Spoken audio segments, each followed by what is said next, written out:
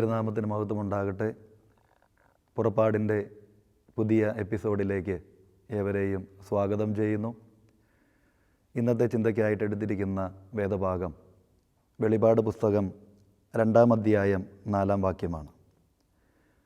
എങ്കിലും നിൻ്റെ ആദ്യ സ്നേഹം വിട്ടുകളഞ്ഞു എന്ന് ഒരു കുറ്റം നിന്നെക്കുറിച്ച് പറയുവാനുണ്ട്. അപ്പോസ്തലനായ യോഹന്നാൻ പത്മോസ് ദ്വീപിലിരുന്നു കൊണ്ട് ഈ വെളിപാട് പുസ്തകം 2-ാം അധ്യായം എഴുതുന്നത് എഫേസോസിലെ സഭയ്ക്ക് വേണ്ടിയിട്ടാണ്. നമുക്കറിയാം, ഇന്ന് സ്നേഹം, സ്നേഹമില്ലായ്മ, കപട സ്നേഹം എന്നിവയെല്ലാം ഏറെ ശോധന ചെയ്യപ്പെടുന്നതായ ഒരു വിഷയം തന്നെയാണ്. പലപ്പോഴും ഒരു ക്രിസ്ത്യാനിയുടെ ജീവിതത്തിൽ ദൈവം സ്നേഹമാണ് എന്ന് വ്യക്തമായിട്ട് പഠിക്കുമ്പോൾ ദൈവത്തെ അറിയാത്തവർക്ക്, അക്രൈസ്തവർക്ക്, പുറജാതികൾക്ക് ഈ സ്നേഹം, അതായത് ദൈവത്തെ തിരിച്ചറിയാൻ സാധിക്കുന്നത് നമ്മളിലൂടെയാണ്. അതുകൊണ്ട് തന്നെ ബൈബിൾ വായിക്കാത്തവരായ സകല ആളുകൾക്കും ദൈവത്തെ തിരിച്ചറിയാനുള്ള ഒരു മാർഗം നമ്മളാണ്. ജോൺ പോൾ രണ്ടാമൻ മാർപ്പാപ്പ ഇപ്രകാരം പറഞ്ഞിട്ടുണ്ട്: you are the only Bible someone may ever read. നമ്മുടെ ജീവിതം സുവിശേഷമാകണം എന്നുള്ളതാണ് ഇവിടെ നമുക്ക് കാണുവാനായിട്ട് സാധിക്കുന്നത്. ദൈവം സ്നേഹമാണ് എന്ന് വാക്കുകളിലൂടെ മാത്രം പറയുന്നവരാണ് നമ്മൾ. എന്നാൽ ആ ദൈവത്തെ തിരയുന്നവർക്ക് നമ്മുടെ ജീവിതം, നമ്മളെ കണ്ട് നമ്മുടെ ജീവിതം കാണുമ്പോൾ അവർക്ക് ബൈബിളിനേക്കാൾ അതീതമായിട്ട് നമ്മളിലൂടെ ദൈവത്തെ കാണുവാനായിട്ട് സാധിക്കണം.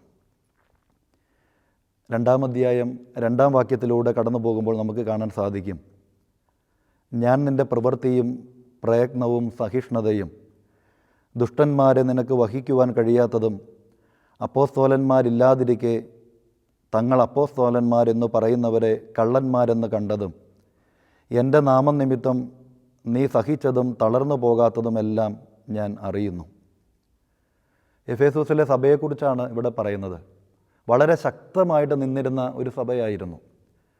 ദൈവത്തെ അന്വേഷിക്കുന്നതിലും ദൈവത്തെ പങ്കുവെക്കുന്നതിലും അതോടൊപ്പം തന്നെ മറ്റുള്ളവർക്ക് കാണിച്ചു കൊടുക്കുന്നതിലും അനേകം കള്ളപ്രവാചകന്മാർ വന്നപ്പോൾ അവരെയെല്ലാം കൃത്യമായിട്ട് കണ്ടെത്തി ഓടിക്കുവാനെല്ലാം സാധിച്ചിരുന്ന ഒരു സഭ. എന്നാൽ ഇവിടെ നമുക്ക് വ്യക്തമായിട്ട് കാണാൻ സാധിക്കുന്നു, ഏറെ ദുഃഖത്തോടു കൂടെയാണ് ഈ വചനം ഇവിടെ പങ്കുവെക്കുന്നത്. നിൻ്റെ ആദ്യ സ്നേഹം വിട്ടുകളഞ്ഞു എന്ന് ഒരു കുറ്റം നിന്നെക്കുറിച്ച് പറയുവാനുണ്ട്. അത്ര കണ്ട് തീഷ്ണതയോടുകൂടെ നിന്നിരുന്ന, കത്തിജ്വലിച്ച് നിന്നിരുന്ന ആ എഫേസോസിലെ സഭ ആദ്യ സ്നേഹം വിട്ടുകളഞ്ഞു എന്ന ഒരു കുറ്റമാണ് ഇവിടെ കാണുന്നത്.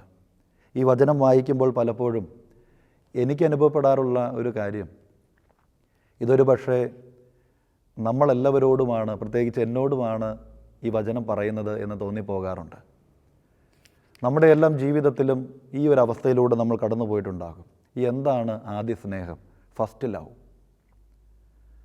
ആദ്യ സ്നേഹം എന്താണെന്ന് മനസ്സിലാക്കിയാലാണ് നമ്മളത് വിട്ടുകളഞ്ഞിട്ടുണ്ടോ അതോ ഇപ്പോഴും മുറുകെ പിടിക്കുന്നുണ്ടോ എന്ന് നമുക്ക് മനസ്സിലാക്കാൻ സാധിക്കുകയുള്ളൂ. വിശ്രുത ചിത്രകാരനായ ലിയനാർഡോ ഡാവിഞ്ചി നമുക്കെല്ലാവർക്കും സുപരിചിതനാണ്. നല്ല ഭംഗിയായിട്ട് ചിത്രങ്ങൾ പകർത്തുവാൻ അദ്ദേഹത്തെ വെല്ലുവിളിക്കുവാനായിട്ട് ആരും തന്നെയില്ല. അദ്ദേഹത്തിൻ്റെ ഒരു പ്രത്യേകത, അദ്ദേഹം ഏത് ചിത്രങ്ങൾ വരച്ചാലും നല്ല മോഡലുകളെ തിരഞ്ഞെടുക്കുമായിരുന്നു. നല്ല നല്ല മോഡലുകളാണ് അദ്ദേഹത്തിൻ്റെ ചിത്രങ്ങൾക്ക് ജീവൻ പകരുന്നത്. അദ്ദേഹത്തിന് വലിയ ആഗ്രഹമായിരുന്നു താൻ ഒത്തിരിയധികം ചിത്രങ്ങൾ ഇതുവരെ വരയ്ക്കുകയുണ്ടായി. എന്നാൽ കർത്താവിൻ്റെ ഒരു ചിത്രം ഇതുവരെ വരച്ചിട്ടില്ല. കർത്താവിൻ്റെ ചിത്രം വരയ്ക്കാൻ നല്ല ഒരു മോഡലിനെ അന്വേഷിച്ച് അദ്ദേഹം നടന്നു. അതിൻ്റെ ഒരു പ്രത്യേകത, കർത്താവിൻ്റെ ചിത്രമാണ്, നല്ല ഗ്രേസുള്ള ഒരു മുഖമായിരിക്കണം, പുഞ്ചിരിക്കുന്ന മുഖമായിരിക്കണം, കാണാൻ നല്ല ഭംഗിയുള്ള മുഖമായിരിക്കണം. അപ്രകാരം ഒരു മുഖം അന്വേഷിച്ച് അദ്ദേഹം നടന്നു. അവസാനം അദ്ദേഹത്തിന് കണ്ടുകിട്ടി. വലിയ സന്തോഷമായി അദ്ദേഹം വളരെ ഭംഗിയായിട്ട് കർത്താവിൻ്റെ ചിത്രം വരച്ചു. ഒത്തിരി നാളുകൾക്ക് ശേഷം അദ്ദേഹത്തിന് ഒരാഗ്രഹം തോന്നി, കർത്താവിൻ്റെ ചിത്രം വരച്ചു. ഒത്തിരി നല്ല ചിത്രങ്ങളൊക്കെയും ഇതുവരെയും പകർത്തി. എന്നാൽ കർത്താവിനെ ഒറ്റുകൊടുത്ത യൂദാസിൻ്റെ ചിത്രം താൻ ഇതുവരെയും വരച്ചിട്ടില്ല. അതുകൂടെ ഒന്ന് വരയ്ക്കണം എന്നൊരാഗ്രഹം അദ്ദേഹത്തിന് കടന്നു വന്നു. അതിനായിട്ട് ഒരു മുഖം അന്വേഷിച്ച്, ഒരു മോഡലിനെ അന്വേഷിച്ച് അദ്ദേഹം അങ്ങനെ യാത്ര ചെയ്യുകയാണ്. ഒത്തിരിയധികം സ്ഥലങ്ങൾ സഞ്ചരിച്ചിട്ടും അദ്ദേഹത്തിന് കണ്ടെത്താൻ സാധിച്ചില്ല. യൂദാസിൻ്റെ പ്രത്യേകത നമുക്കറിയാം, ഒരു ഒറ്റുകാരൻ്റെ മുഖമുണ്ടായിരിക്കണം. അത്ര ഭംഗിയുള്ള മുഖം ആവശ്യമില്ല, അത്ര ഗ്രേസ് ആവശ്യമില്ല, ഒരു നിരാശയുള്ളതായ മുഖമായിരിക്കണം. അങ്ങനെയുള്ളതായ മുഖങ്ങൾ തേടി അദ്ദേഹം യാത്ര ചെയ്യാൻ തുടങ്ങി. അങ്ങനെ സഞ്ചരിച്ച് അദ്ദേഹം ജയിലുകൾ കൂടെ സഞ്ചരിക്കാൻ തുടങ്ങി. അവിടെ സന്ദർശിച്ച് നല്ല യൂദാസിന് യോജ്യമായിട്ടുള്ള മുഖങ്ങളുണ്ടോ എന്ന് അന്വേഷിക്കാൻ തുടങ്ങി. അപ്രകാരം ഒരു ജയിലിൽ അദ്ദേഹം ചെന്നപ്പോൾ എല്ലാ തടങ്കിലുള്ളതായ ആളുകളെയും കണ്ടു, അവരുടെ മുഖം കണ്ടു. അദ്ദേഹം തൃപ്തനായില്ല. ജയിലിലെ വാർഡനോട് ചോദിച്ചു, എനിക്ക് ഇപ്രകാരമുള്ള ഒരു ആവശ്യത്തിനായിട്ടാണ് ഇവിടെയുള്ള ഏറ്റവും ക്രൂരനായിട്ടുള്ള കുറ്റവാളിയെ കാണാൻ സാധിക്കുമോ? ആ ജയിലിലെ വാർഡൻ അദ്ദേഹത്തെയും കൊണ്ട് അവിടെ ഏറ്റവും ക്രൂരന്മാരായിട്ടുള്ള കുറ്റവാളികളെ കൊണ്ടുപോയി ഇടുന്നതായ ആ ജയിൽ മുറിയിലേക്ക് കൊണ്ടുപോയി. അവിടെ ചെന്നു. കൂരാക്കൂരിട്ടാണ്. ആ ജയിലിൻ്റെ വാതിൽ തുറന്നു. ആ തുറന്നതായ സമയത്ത് അദ്ദേഹം ആ പുറത്തുനിന്ന് അടിച്ചതായ ആ വെട്ടത്തിൽ അദ്ദേഹത്തിൻ്റെ മുഖമൊന്ന് കണ്ടു. ശരിയാണ്, വളരെ ഇരുണ്ട ഒരു മുഖം, വളരെ പ്രാകൃതമായിട്ടുള്ള ഒരു രൂപം, നിരാശയുണ്ട്. യൂദാസിൻ്റെ ചിത്രം വരയ്ക്കുവാൻ വളരെ കൃത്യമായിട്ടുള്ള ഒരു മുഖമാണ്. എന്നാൽ അദ്ദേഹം സൂക്ഷിച്ചു നോക്കിയപ്പോൾ ഈ മുഖം താൻ മറ്റെവിടെയോ കണ്ടിട്ടുണ്ട്. അദ്ദേഹം വീണ്ടും അദ്ദേഹത്തെ സൂക്ഷിച്ചു നോക്കാൻ തുടങ്ങി. പെട്ടെന്നാണ് വളരെ ആശ്ചര്യപ്പെട്ടത്. കാരണം വർഷങ്ങൾക്ക് മുമ്പ് കർത്താവിൻ്റെ ചിത്രം വരയ്ക്കുവാൻ ആരെയാണോ താൻ മോഡലായിട്ട് തിരഞ്ഞെടുത്തത്, ആ വ്യക്തി തന്നെയാണ് ഒത്തിരി വർഷങ്ങൾക്ക് ശേഷം വലിയ ക്രൂരകൃത്യങ്ങൾ ചെയ്ത് അങ്ങനെ ഒരു വലിയ കുറ്റവാളിയായിട്ട് ജയിലിൽ അടയ്ക്കപ്പെടുന്ന ഒരു അനുഭവമുണ്ടായത്. പലപ്പോഴും ആദ്യ സ്നേഹം നഷ്ടപ്പെടുത്തി കളയുന്ന ഒരു ജീവിതമാണ് ഇന്ന് ലോകത്തിന് മുമ്പിലുള്ളത്. വിശുദ്ധ വേദപുസ്തകം പരിശോധിക്കുമ്പോൾ നമുക്ക് അനേകം ഉദാഹരണങ്ങൾ കാണാൻ സാധിക്കും. ശൗലിൻ്റെ ജീവിതം എടുത്ത് പരിശോധിച്ചാൽ ഇസ്രായേലിൻ്റെ ഒന്നാമത്തെ രാജാവായിരുന്നു. എത്രയോ അധികം അനുഗ്രഹങ്ങൾ ദൈവം കൊടുത്തു. എല്ലാ രീതിയിലും എല്ലാ സൗഭാഗ്യങ്ങളിലൂടെയും കടന്നു പോകുമ്പോഴും ശൗലിൻ്റെ ജീവിതത്തിൽ ആദ്യ സ്നേഹം നഷ്ടപ്പെടുത്തിയതുകൊണ്ട് അവൻ വാളിന് ഇരയായിട്ട് മരിക്കുകയാണ്. പലപ്പോഴും നമ്മുടെ എല്ലാം ജീവിതത്തിലും ഇതുപോലെ ദൈവസ്നേഹം നഷ്ടപ്പെടുത്തി കളയുന്നത് കൊണ്ട് നമ്മൾ നേരിടേണ്ടി വരുന്നതായ പ്രതിസന്ധികൾ വളരെ വലുതാണ്. 10 കുഷ്ഠരോഗികൾ കർത്താവിൻ്റെ അടുക്കിലേക്ക് കടന്നു വരുന്നു. അവരഭ്യർത്ഥിക്കുന്നത് സൗഖ്യമാണ്. കർത്താവ് 10 പേർക്കും സൗഖ്യം കൊടുക്കുന്നു. എന്നാൽ അതിൽ 9 പേരും കർത്താവിനെ മറന്നു പോകുമ്പോൾ ഒരാൾ മാത്രം തിരിച്ചു വന്ന് നന്ദി പറയുകയാണ്.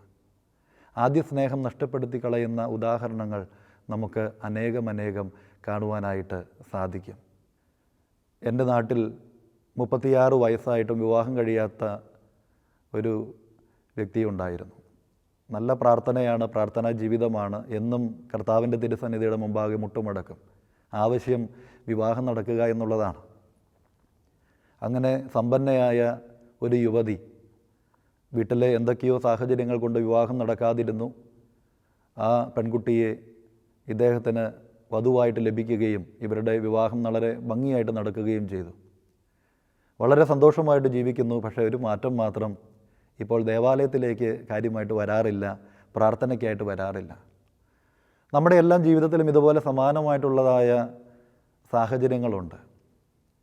നമ്മൾ ദൈവത്തോട് ശക്തമായിട്ട് പ്രാർത്ഥിച്ചിരുന്നതായ നിമിഷങ്ങൾ, ദൈവവുമായിട്ട് വലിയ ഒരു ആത്മാവിലുള്ള ബന്ധത്തിലായിരുന്ന ഒരു സാഹചര്യവും ഒരു കാലഘട്ടവും. പക്ഷെ പലപ്പോഴും നമ്മുടെ ജീവിതത്തിൽ നന്മകളും അനുഗ്രഹങ്ങളും ഒക്കെ വരുമ്പോൾ നമ്മൾ ദൈവത്തെ മറന്നു ജീവിക്കുന്നു. അപ്രകാരമുള്ളൊരു സാഹചര്യമാണ് നമുക്കിവിടെ വെളിപ്പെട്ട് കിട്ടുന്നത്. ഒരുപക്ഷെ വിവിധങ്ങളായിട്ടുള്ള പ്രശ്നങ്ങൾ ഉള്ളപ്പോൾ നമ്മൾ ശക്തമായിട്ട് പ്രാർത്ഥിക്കുന്നു. ഈ പ്രശ്നങ്ങൾ മാറുമ്പോൾ, ക്ലേശങ്ങൾ മാറുമ്പോൾ ഒരുപക്ഷെ നമ്മളെ സ്നേഹിക്കുന്ന ദൈവത്തെ മറന്നു ജീവിക്കുന്ന ഒരവസ്ഥ നമ്മുടെ എല്ലാം ഇടയിലുണ്ട്. അതുകൊണ്ട് തന്നെ ഞങ്ങൾ പുരോഹിതന്മാർ സെമിനാരിയൊക്കെ പഠിച്ചു കഴിഞ്ഞ് പൗരോഹിത്യത്തിലേക്ക് വരുമ്പോൾ എപ്പോഴും പറയുന്നൊരു കാര്യമുണ്ട്. പുരോഹിതന്മാർ അർപ്പിക്കുന്ന എല്ലാ ബലിയും ആദ്യ ബലി പോലെ ആയിരിക്കണം, പ്രഥമ ബലി. എന്താണ് ആ നവപൂജാർപ്പണത്തിനുള്ള പ്രത്യേകത? ഒരു പുരോഹിതൻ്റെ ജീവിതത്തെ സംബന്ധിച്ചിടത്തോളം, പ്രത്യേകിച്ച് എന്നെ സംബന്ധിച്ചിടത്തോളം, ഞങ്ങളൊക്കെ ഏറെ പ്രാർത്ഥിച്ച് ഒരുങ്ങി ദൈവത്തിൻ്റെ മുമ്പാകെ കണ്ണുനീരൊഴുക്കി സകല പാപങ്ങളും ഏറ്റുപറഞ്ഞ് ഉപേക്ഷിച്ച് അർപ്പിക്കുന്നതായ ഒരു ബലിയാണ്. എന്നാൽ പിന്നീട് അങ്ങോട്ട് 2, 3, 100, 1000 ഒക്കെ ബലികൾ അർപ്പിച്ച് കഴിയുമ്പോൾ ആ ബലികളും ആദ്യ ബലിയിലുള്ളതായ ഒരുക്കവും തമ്മിൽ ഒത്തിരി വ്യത്യാസമുണ്ട്. അതുകൊണ്ട് എപ്പോഴും പറയുന്നൊരു കാര്യമാണ്, എല്ലാ പുരോഹിതന്മാരുടെയും വൈദികരുടെയും ബലി എന്ന് പറയുന്നത് ആദ്യ ബലി എങ്ങനെ അർപ്പിച്ചുവോ അതുപോലെ ആയിരിക്കണം. അപ്പോൾ തമ്പുരാൻ ആദ്യ സ്നേഹത്തിലേക്ക് നമ്മെ തിരിച്ചു കൊണ്ടുവരുവാനായിട്ട് വളരെയധികം ആഗ്രഹിക്കുന്നുണ്ട്. പലപ്പോഴും പല ദമ്പതിമാരും കൗൺസിലിങ്ങിൻ്റെ സമയത്ത് പങ്കുവയ്ക്കുന്ന ഒരു കാര്യമാണ്, അച്ഛാ, ഇദ്ദേഹത്തിന് ആ വിവാഹം കഴിഞ്ഞ ആദ്യ നാളുകളിലെ സ്നേഹമൊന്നും ഇപ്പോഴില്ല. തിരിച്ചും അങ്ങനെ തന്നെ പല ദമ്പതിമാരും പങ്കുവയ്ക്കുന്നൊരു കാര്യമാണ്. എന്താണ്? വിവാഹത്തിൻ്റെ ആദ്യ നാളുകളിൽ പരസ്പരം സ്നേഹിക്കുന്നു, സന്തോഷിക്കുന്നു, കാര്യങ്ങൾ പങ്കുവയ്ക്കുന്നു, എല്ലാ കാര്യങ്ങളും അവർ പരസ്പരം അഡ്ജസ്റ്റ് ചെയ്യാൻ, പൊരുത്തപ്പെടാനായിട്ട് തയ്യാറാകുന്നു. എന്നാൽ ജീവിതം കുറച്ചങ്ങ് മുന്നോട്ട് പോകുമ്പോൾ ജീവിതത്തിൻ്റെ പ്രാരാബ്ദങ്ങളും പ്രശ്നങ്ങളും ബുദ്ധിമുട്ടുകളും ഒക്കെയും വരുമ്പോൾ ഒരു പക്ഷേ അവരുടെ ജീവിതത്തിൽ തന്നെ അകൽച്ചകൾ ആരംഭിക്കുന്നു, പ്രശ്നങ്ങൾ ആരംഭിക്കുന്നു. അതുകൊണ്ട് തന്നെ എപ്പോഴും തുറന്നു പറയുന്നൊരു കാര്യമാണ് ആ ആദ്യ സ്നേഹം. വിവാഹം കഴിഞ്ഞപ്പോഴുണ്ടാകുന്ന ആദ്യ സ്നേഹം അതിപ്പോൾ ഇല്ല, അതൊത്തിരി കുറഞ്ഞുപോയി എന്ന് പലപ്പോഴും പല കംപ്ലൈൻറ്റുകളും പറയാറുള്ളത് ഞാൻ ഓർക്കുകയാണ്. എൻ്റെ അടുക്കൽ ഒരു കുഞ്ഞിൻ്റെ അനുഭവവുമായിട്ട് മാതാപിതാക്കൾ കടന്നു വന്നു. മറ്റൊന്നുമല്ല, തികച്ചും ദാരിദ്ര്യമുള്ളതായ ഒരു കുടുംബം. അവരുടെ ഏക മകനാണ്. അവർക്കുള്ളതൊക്കെയും പണയം വെച്ച് ആ മകനെ അന്യസംസ്ഥാനത്തിലേക്ക് പഠിക്കാനായിട്ട് വിട്ടു. പ്രാർത്ഥനയുള്ളതായ ഒരു കുടുംബമാണ്. ഈ മകനും നല്ല പ്രാർത്ഥനാ ജീവിതമുള്ളതാണ്. എന്നാൽ എന്ത് സംഭവിച്ചു എന്നറിയാമോ? പഠിക്കാനായിട്ട് പോയി, സംസ്ഥാനത്ത് ചെന്നു, പുതിയ ഒരു കോളേജിലേക്ക് ചേർന്നു. അവിടുത്തെ സാഹചര്യങ്ങൾ ഇവൻ്റെ ജീവിതത്തെയാകെ മാറ്റിമറിച്ചു. അവൻ പഠനത്തിലുഴപ്പാൻ തുടങ്ങി, ഡ്രഗ്സിൻ്റെ പിന്നാലെ പോയി, അതുപോലെ തന്നെ പെൺകുട്ടികളുമായിട്ടുള്ള ബന്ധങ്ങൾ ആരംഭിച്ചു. അങ്ങനെ പഠനം മുഴുവനും ഉഴപ്പി, എല്ലാ വിഷയങ്ങൾക്കും തോറ്റ് ജീവിതം വളരെ പരാജയത്തിൻ്റെ അവസ്ഥയിലേക്ക് വന്നു. അങ്ങനെയുള്ളൊരു സാഹചര്യത്തിലാണ് അവനെ ധ്യാനം കൂടാനായിട്ട് വിട്ടു.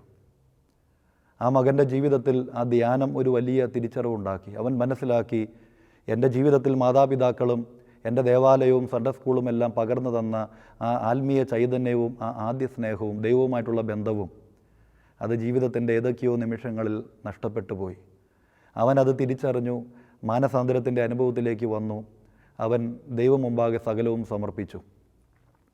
ആ മാതാപിതാക്കൾ എൻ്റെ അടുക്കൽ വന്നിട്ട് പറഞ്ഞു, അവൻ പിന്നീട് തോറ്റുപോയ വിഷയങ്ങളെല്ലാം വീണ്ടും എഴുതി ഉന്നത വിജയം കരസ്ഥമാക്കി. അവനിപ്പോൾ ഓസ്ട്രേലിയയിലാണ്. അപ്പോൾ ആദ്യ സ്നേഹത്തിലേക്ക് തിരിച്ചു വന്നാൽ, ആ ദൈവിക സ്നേഹത്തിലേക്ക് തിരിച്ചു വന്നാൽ ദൈവം നമ്മെ നടപടിയായിട്ട് അനുഗ്രഹിക്കും. വിശുദ്ധ വേദപുസ്തകം ആസ്പദമാക്കി ചിന്തിക്കുമ്പോഴും അനേകം ഉദാഹരണങ്ങൾ നമുക്ക് കാണാൻ സാധിക്കും. നമ്മുടെ കർത്താവും രക്ഷിതാവുമായവൻ 3.5 വർഷക്കാലം തൻ്റെ കൂടെ കൊണ്ടു നടന്ന ശിഷ്യന്മാർ, എനിക്ക് തോന്നുന്നു ഞാനൊക്കെ വൈദിക സെമിനാരിയിൽ 5-6 വർഷം പഠിച്ചു എങ്കിലും അതിനേക്കാളെല്ലാം ഉപരിയായിട്ടുള്ളൊരു വിദ്യാഭ്യാസമായിരുന്നു ഈ അപ്പോസ്തലന്മാർക്ക് ലഭിച്ചത്. അവർ കർത്താവിൻ്റെ കൂടെ നടന്ന് കർത്താവിനെ കണ്ടുപഠിച്ചവരാണ്. അതിനും വലിയ എന്ത് അനുഭവ സമ്പത്താണുള്ളത്. പക്ഷെ അവരുടെ ജീവിതവും എടുത്ത് പരിശോധിക്കുമ്പോൾ നമുക്ക് കാണാൻ സാധിക്കും, കർത്താവ് ക്രൂശിക്കപ്പെട്ടു, ഉയർത്തെഴുന്നേറ്റു, കർത്താവ് തങ്ങളിൽ നിന്ന് വിട്ടകന്ന് പോയി എന്ന് കാണുമ്പോൾ ശിഷ്യന്മാരെല്ലാവരും ചേർന്ന് കൂടി ആലോചിച്ച് പോയി വലയെടുക്കുകയാണ്. എന്തിനാണ് വലയെടുക്കുന്നത്? കാരണം വല ഉപേക്ഷിച്ച് മനുഷ്യരെ പിടിക്കുവാൻ വന്നതാണവർ. ആ ദൈവിക സാന്നിധ്യം അവർക്ക് മനസ്സിലാക്കാൻ സാധിക്കാതെ വന്ന സമയത്ത് തിരിച്ച് വലയെടുക്കുവാനായിട്ട് പോകുന്നു. ആദ്യ സ്നേഹം നഷ്ടപ്പെടുത്തി കളഞ്ഞ കർത്താവിൻ്റെ അപ്പോസ്തലന്മാരെ നമുക്ക് കാണാൻ സാധിക്കും. എന്നാൽ തങ്ങളുടെ തെറ്റ് മനസ്സിലാക്കിയപ്പോൾ അവർ തിരിച്ചു വരുന്നതായിട്ട് നമുക്ക് കാണാൻ സാധിക്കും. നമ്മുടെ എല്ലാം ജീവിതത്തിലും ഇതുപോലെ ആദ്യ സ്നേഹത്തിൽ നിന്ന് അന്യമായി പോയിരുന്ന ഒരു ജീവിത ശൈലി നമുക്കൊക്കെയും അനുഭവിച്ചിട്ടുണ്ടാകാം.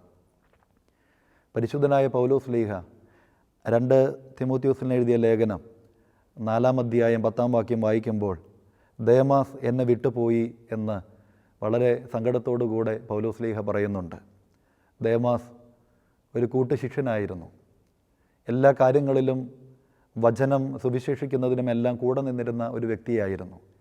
എന്നാൽ പലപ്പോഴും ആ ജീവിതത്തിൻ്റെ സാഹചര്യങ്ങളുടെ സമ്മർദ്ദം മൂലം ദേമാസ് കർത്താവിൻ്റെ ആ സാക്ഷ്യം വിട്ടകന്ന് പോവുകയാണ്.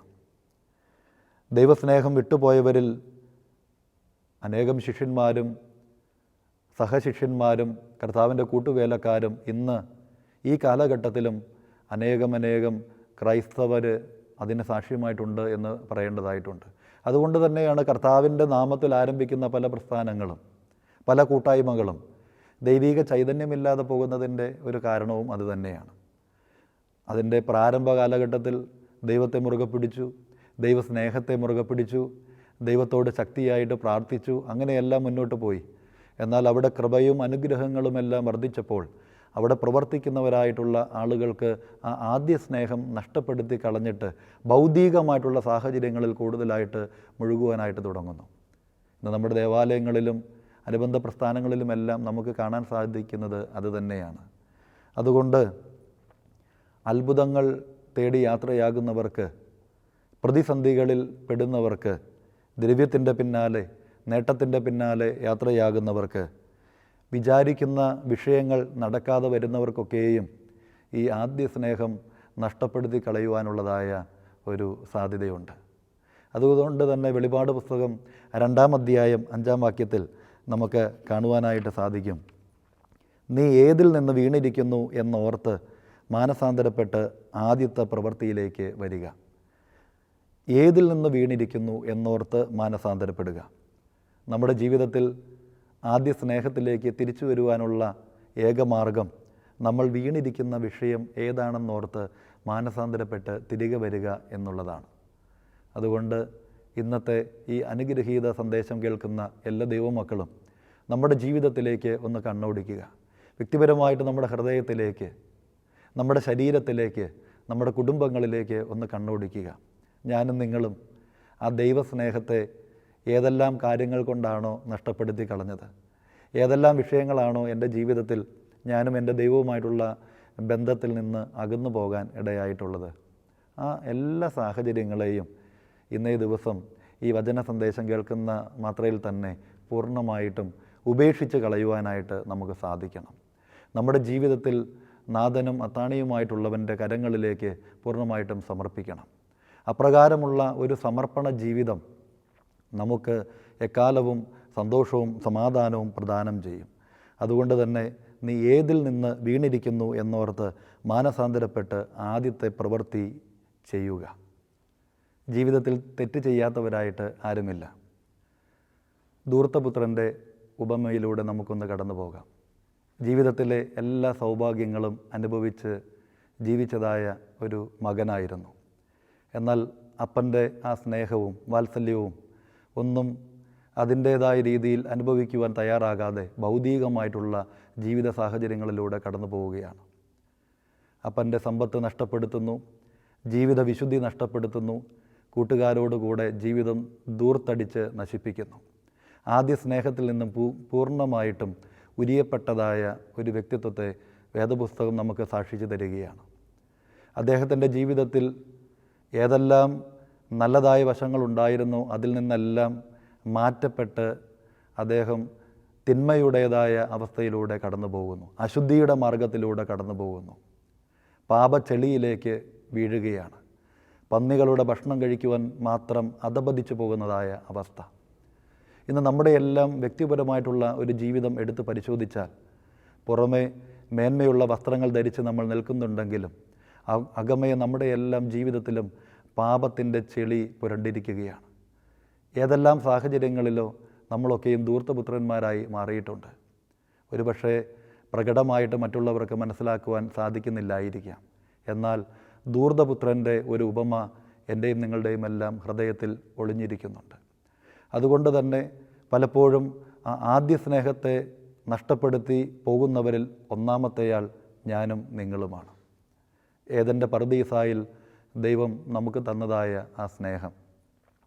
ഉൽപ്പത്തി പുസ്തകം 4-ാം അധ്യായം വായിക്കുമ്പോൾ നമുക്ക് കാണാം, ഏറ്റവും വലിയ പാപം ചെയ്ത കയൻ്റെ നെറ്റിയിൽ പോലും സ്വർഗത്തിലെ ദൈവം ഒരു മുദ്രയിട്ട് കൊടുക്കുകയാണ്. അത്രത്തോളം നമ്മെ കരുതുന്ന സ്നേഹം.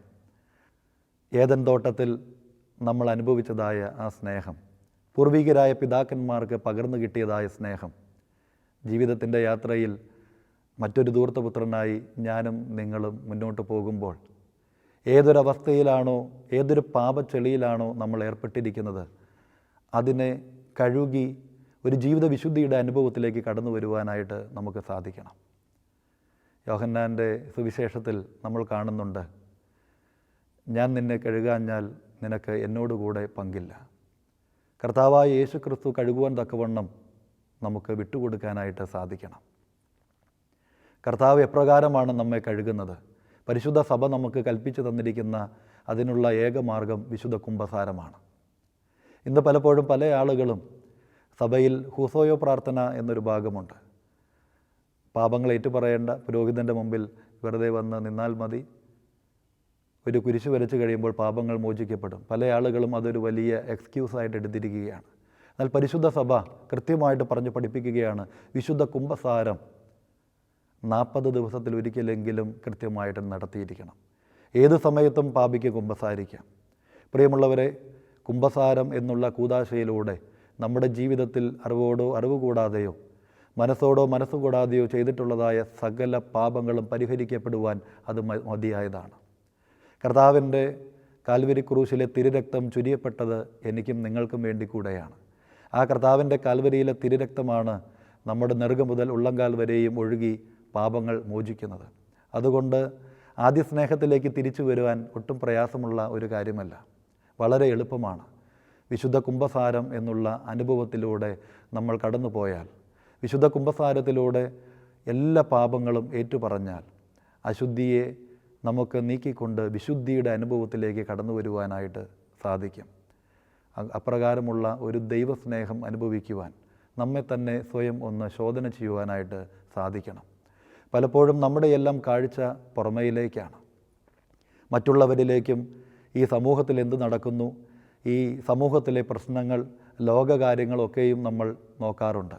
എപ്പോഴെങ്കിലും വ്യക്തിപരമായിട്ട് എൻ്റെ ഉള്ളിലേക്ക്, എൻ്റെ ഹൃദയത്തിലേക്ക്, എൻ്റെ ശരീരത്തിലേക്ക് നമ്മളൊന്ന് നോക്കാറുണ്ടോ? അപ്രകാരം ഒരു ഉൾക്കാഴ്ച നമുക്കുണ്ടാകുമ്പോഴാണ് നമ്മുടെ ജീവിതത്തിൽ ഏതെല്ലാം പ്രവർത്തികളിലാണ് നമ്മൾ വീണിരിക്കുന്നത് എന്നുള്ള ഒരു ബോധ്യം നമുക്ക് ലഭിക്കുകയുള്ളൂ. പൂർണ്ണമായിട്ടും നമ്മുടെ ഉള്ളിലേക്ക് കടന്നു വരണം. നാളിതുവരെയുള്ളതായ നമ്മുടെ ജീവിതം, നമ്മുടെ പാപങ്ങൾ, നമ്മുടെ ബന്ധനങ്ങൾ, അറിഞ്ഞോ അറിയാതെയോ നമ്മുടെ സംസാരങ്ങൾ, നമ്മുടെ നാവ്, കേൾവി, നമ്മുടെ വിചാരങ്ങൾ, കാഴ്ചകൾ, എത്രയോ പാപത്തിൻ്റേതായ സാഹചര്യങ്ങളിലൂടെയാണ് നമ്മൾ കടന്നു പോകുന്നത്. പക്ഷേ ഇപ്പോഴും നമ്മൾ വിശുദ്ധരായിട്ട് ജീവിക്കുകയാണ്. എന്താ അതിൻ്റെ കാരണം? യഥാർത്ഥമായിട്ടുള്ള ഒരു ഉൾക്കാഴ്ച ഇല്ല എന്നുള്ളത് കൊണ്ടാണ്. നല്ല മനോഹരമായ ഒരു ക്രിസ്തുമസിൻ്റെ ദിനം, ദേവാലയത്തിലെ ശുശ്രൂഷകൾ പൂർത്തിയാക്കി എല്ലാവരും മടങ്ങിപ്പോകുന്നു. ഒരു അന്ധനായ വ്യക്തി മാത്രം അവിടെ നിൽക്കുന്നുണ്ട്. പുരോഹിതൻ അൾത്താരയിൽ നിന്ന് ഇറങ്ങി ആ മനുഷ്യൻ്റെ കൈകളിലേക്ക് ഒരു കത്തിച്ച മെഴുകുതിരി കൊടുക്കുകയാണ്. അന്ധനായ മനുഷ്യൻ വളരെ പുഞ്ചിരിച്ചുകൊണ്ട് ചോദിച്ചു, അല്ലയോ വൈദിക ശ്രേഷ്ഠ, ഞാനൊരു അന്ധനാണ്, പകലും രാത്രിയും എനിക്കൊരുപോലെയാണ്. ഇവിടെ നിന്നുള്ള എൻ്റെ ഭവനത്തിലേക്കുള്ള യാത്ര കൂരാക്കൂരിരുട്ടാണെങ്കിൽ കൂടെയും എനിക്ക് സുപരിചിതമാണ്. അതുകൊണ്ട് എനിക്ക് എന്തിനാണ് ഈ മെഴുകുതിരി? ആ പുരോഹിതൻ പറഞ്ഞു, അല്ലയോ സഹോദര, ഈ മെഴുകുതിരി അങ്ങേക്ക് വേണ്ടിയിട്ടല്ല, മറിച്ച് അങ്ങ് വീട്ടിലേക്ക് യാത്ര തിരിക്കുമ്പോൾ യാത്രയുടെ മധ്യത്തിൽ വഴിയിൽ അങ്ങേക്കെതിരായിട്ട് ആരെങ്കിലും വന്നാൽ അവർക്ക് അങ്ങയെ കാണുവാൻ വേണ്ടിയിട്ടാണ് ഈ മെഴുകുതിരി. ഈ മെഴുകുതിരിയുടെ വെട്ടത്തിൽ മറ്റുള്ളവർക്ക്, മറ്റ് സഹയാത്രികർക്ക് അങ്ങയെ കാണാമല്ലോ, അവർക്ക് വഴിമാറി നടക്കാമല്ലോ എന്ന് പറഞ്ഞു. അങ്ങനെ അദ്ദേഹം വളരെ സന്തോഷത്തോടുകൂടെ ആ പുരോഹിതൻ കൊടുത്തതായ മെഴുകുതിരിയുമായിട്ട് മുന്നോട്ട് പോവുകയായിരുന്നു. യാത്രയുടെ മധ്യത്തിൽ എതിരെ നിന്നും വളരെ ശക്തമായിട്ട് എതിരെ നിന്നും ഒരു മനുഷ്യൻ വന്ന് ആഞ്ഞടിച്ചു. യാത്രയുടെ മധ്യത്തിൽ എതിരെ നിന്നും ഒരു വഴിയാത്രക്കാരൻ ശക്തമായിട്ട് ഇദ്ദേഹത്തിൻ്റെ ദേഹത്തേക്ക് ആഞ്ഞടിച്ചു. ഇദ്ദേഹം മറിഞ്ഞു വീണു. ഈ മനുഷ്യൻ എതിരെ വന്ന് തൻ്റെ ദേഹത്ത് മുട്ടിയ മനുഷ്യനോട് ചോദിച്ചു, ഹേ മനുഷ്യ, നിങ്ങൾക്ക് കണ്ണില്ലേ? എൻ്റെ കയ്യിലിരിക്കുന്ന മെഴുകുതിരി നിങ്ങൾ കണ്ടില്ലേ എന്ന് ചോദിക്കുകയാണ്. എതിരെ വന്ന യാത്രക്കാരൻ അദ്ദേഹത്തോട് പറഞ്ഞു, അല്ലയോ സഹോദര, താങ്കളുടെ കയ്യിൽ മെഴുകുതിരി ഉണ്ട് എന്നുള്ളത് ശരി തന്നെ, എന്നാൽ ആ മെഴുകുതിരി എപ്പോഴേ അണഞ്ഞു പോയിരിക്കുന്നു. ഇന്ന് പലപ്പോഴും നമ്മുടെ എല്ലാം ജീവിതത്തിലും ഇത് തന്നെയാണ്. നമ്മളെല്ലാവരും വളരെ വിശുദ്ധരാണ് എന്നുള്ള രീതിയിൽ, നമ്മുടെ ഹൃദയത്തിൻ്റെ മെഴുകുതിരി ഇപ്പോഴും പ്രകാശിക്കുന്നുണ്ട് എന്നുള്ള രീതിയിൽ വളരെ സന്തോഷത്തോടുകൂടെ മുന്നോട്ട് പോകുമ്പോൾ നമ്മുടെ പാപങ്ങൾ കൊണ്ട്, പാപത്തിൻ്റെ ബന്ധനങ്ങൾ കൊണ്ട്, ശാപങ്ങൾ കൊണ്ട് എപ്പോഴൊക്കെയോ ആ മെഴുകുതിരി അണഞ്ഞു പോയിരിക്കുന്നത് നമ്മൾ അറിയുന്നില്ല. ഇപ്പോഴും ആ പാപ സാഹചര്യങ്ങളിലൂടെ ധൈര്യത്തോടുകൂടെ മുന്നോട്ട് പോവുകയാണ്. വെളിപാട് പുസ്തകം 2-ാം അധ്യായം 1-ാം വാക്യം വായിക്കുമ്പോൾ നമുക്കറിയാം, 7 നക്ഷത്രങ്ങൾ വലം കൈയിൽ പിടിച്ച് 7 പൊൻനിലവിളക്കുകളുടെ നടുവിൽ നിൽക്കുന്നവനാണ് ഈ വചനം അരുളി ചെയ്യുന്നത്. നമ്മെ വിളിച്ചവൻ വിശ്വസ്തനാണ്. നമ്മുടെ ജീവിതത്തിൽ ഏതെല്ലാം പ്രതിസന്ധികൾ കടന്നു വന്നാലും, ഏതെല്ലാം പ്രശ്നങ്ങൾ കടന്നു വന്നാലും, നമ്മുടെ പ്രാർത്ഥനാ വിഷയങ്ങൾ എന്തുമായിക്കൊള്ളട്ടെ, അതിൻ്റെ ഉത്തരം ഏത് നിമിഷത്തിൽ നമുക്ക് ലഭിക്കുന്നതായിക്കൊള്ളട്ടെ, ആ സാഹചര്യങ്ങളെയെല്ലാം കർത്താവിനായിട്ട് സമർപ്പിച്ചു കൊടുക്കാം. അബ്രഹാമിൻ്റെ ജീവിതത്തിൽ അവരുടെ വലിയൊരു പ്രാർത്ഥനാ വിഷയമായിരുന്നു ഒരു വാഗ്ദത്തപുത്രൻ. എന്നാൽ അവർക്ക് വാർദ്ധക്യത്തിലാണ് ഒരു കുഞ്ഞുണ്ടാകുന്നത്. എലിസബത്തിൻ്റെയും സ്കറിയ പുരോഹിതൻ്റെയും ജീവിതം നമുക്കറിയാം. വാർദ്ധക്യത്തിലാണ് അവർക്കൊരു കുഞ്ഞിനെ ലഭിക്കുന്നത്. പ്രാർത്ഥനാ വിഷയങ്ങൾ നമുക്ക് ചോദിക്കാം, പക്ഷേ അതെപ്പോൾ നൽകണം എന്നുള്ളത് ദൈവത്തിൻ്റെ ഹിതമാണ്. ആ ദൈവഹിതം അനുസരിച്ചുകൊണ്ട് മുന്നോട്ട് പോകുവാൻ എക്കാലവും ആദ്യം നമ്മൾ എപ്രകാരം ദൈവത്തെ സ്നേഹിച്ചുവോ ആ സ്നേഹം മുറുകെ പിടിച്ചുകൊണ്ട്, ആ സ്നേഹത്തിൽ ലയിച്ചുകൊണ്ട്, ആത്മാവിൽ ആ സ്നേഹം ആസ്വദിച്ചുകൊണ്ട് മുന്നോട്ട് പോകുവാൻ, അപ്രകാരം ജീവിക്കുമ്പോൾ ദൈവം നമുക്കായിട്ട് ഒരുക്കി വെച്ചിട്ടുള്ളതായ ആ കിരീടം പ്രാപിക്കുവാൻ, അതിലൂടെ ആത്മാവിൽ ബലപ്പെട്ട് സന്തോഷിക്കുവാൻ, അത് മുഖാന്തരമായിട്ട് മറ്റുള്ളവർക്ക് കൂടെ നമ്മൾ ഒരു മാതൃകയായിട്ട് തീരുവാൻ ഭാഗ്യം ലഭിക്കട്ടെ എന്ന് നമുക്ക് പ്രാർത്ഥിക്കാം. ഒരു നിമിഷം നമ്മുടെ തലകളെ വണക്കാം, നമുക്ക് പ്രാർത്ഥിക്കാം. സർവശക്തനും മഹാകാരുണ്യവാനുമായ ദൈവം തമ്പുരാനെ, ഇന്ന് കേട്ടതായ ഈ വചനത്തിനായിട്ട് നന്ദി പറയുന്നു. ഈ വചനം മുഖാന്തരമായിട്ട് എൻ്റെ ജീവിതത്തിലേക്ക് ഒന്ന് കണ്ണോടിക്കുവാൻ, വ്യക്തിപരമായിട്ട് ഞാനും എൻ്റെ കുടുംബവും, ഞാൻ ജീവിക്കുന്ന സമൂഹവും, എൻ്റെ ദേവാലയവും, എൻ്റെ ദേവാലയത്തിലുള്ള എല്ലാ അംഗങ്ങളും കർത്താവെ അങ്ങയോടുള്ള സ്നേഹത്തിൽ ഒരു കാലത്തിൽ വളരെയധികം ശക്തി പ്രാപിച്ചവരായിരുന്നു. എന്നാൽ ഏതെല്ലാം സാഹചര്യങ്ങൾ കൊണ്ടാണോ എൻ്റെ ജീവിതത്തിൽ ഞാൻ ദൈവത്തിൽ നിന്ന് അന്യമായി പോയത്, ആ ദൈവസ്നേഹം അറിയാതെ ദൈവസ്നേഹത്തെ മറന്ന് ജീവിക്കുവാൻ ഇടവന്നിട്ടുള്ളത്, ആ സാഹചര്യങ്ങളെല്ലാം മാറ്റി പൂർണ്ണമായിട്ടും ഒരു വിടുതലിൻ്റെ അനുഭവത്തിൽ കർത്താവിനെ മുറുകെ പിടിച്ചുകൊണ്ട് മുന്നോട്ട് പോകുവാൻ ദൈവമേ ഭാഗ്യം നൽകണമേ എന്ന് സമർപ്പിച്ച് പ്രാർത്ഥിക്കാം. പിതാവിൻ്റെയും പുത്രൻ്റെയും പരിശുദ്ധ റൂഹായുടെയും നാമത്തിൽ തന്നെ ആമേൻ.